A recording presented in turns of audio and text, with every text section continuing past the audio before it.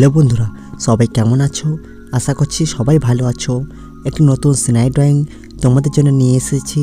তোমরা দেখো কিভাবে একটি সিনারি আঁকতে হয় খুব সহজে। দেখতে পাচ্ছ বন্ধুরা, সিনারিটি আঁকার জন্য দুটি ঘরের আউটলাইন এঁকে নিলাম। কিভাবে আঁকলাম তোমরা দেখতে পেয়েছো। এবার ঘরে দরজা আঁকছি এবং জানালা আঁকছি। বন্ধুরা, আরেকটি ঘরে জানালা দরজা বাকি ছিল, সেটাই এঁকে নিলাম। এবার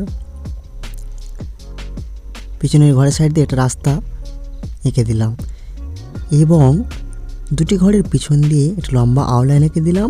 আর সেই আউটলাইনের উপর দিয়ে জঙ্গল এঁকে দিলাম, অনেকগুলি জঙ্গল আউটলাইন এঁকে দিলাম। বন্ধুরা দেখতে পেলে। এবার জঙ্গলের সামনে দিয়ে একটি ছোট্ট জলাশয় এঁকে দিলাম। তারপরে সূর্যের আউটলাইনটা এঁকে দিলাম। কীভাবে দেখতে পেয়েছো বন্ধুরা? 1 টাকার কয়েন দিয়ে।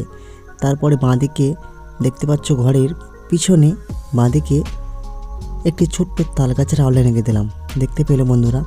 তার পাশে ঘরের পিছনে একটি বড় গাছের আউটলাইন এঁকে দিলাম। এবার আমরা পেন্টিং করছি কালার পেন্সিল দিয়ে। বন্ধুরা, তোমরা অয়েল প্যাস্টেল দিয়ে পেন্টিং করতে পারো, অসুবিধা হবে না।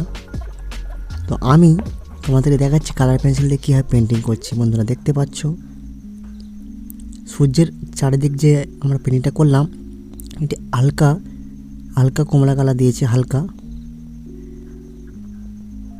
ডিপ কমলা কালার না। আর গাছের ভিতরে কালারটি হচ্ছে ব্রাউন।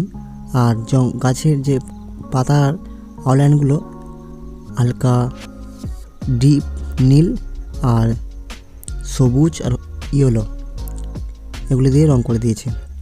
বন্ধুরা দেখতে পাচ্ছ। আর তাল গাছটি হালকা সবুজ আর ডিপ সবুজ দিয়ে রং করে দিয়েছে। জঙ্গলগুলোও তাই হালকা নীল ইউজ করেছি। বন্ধুরা টাটা।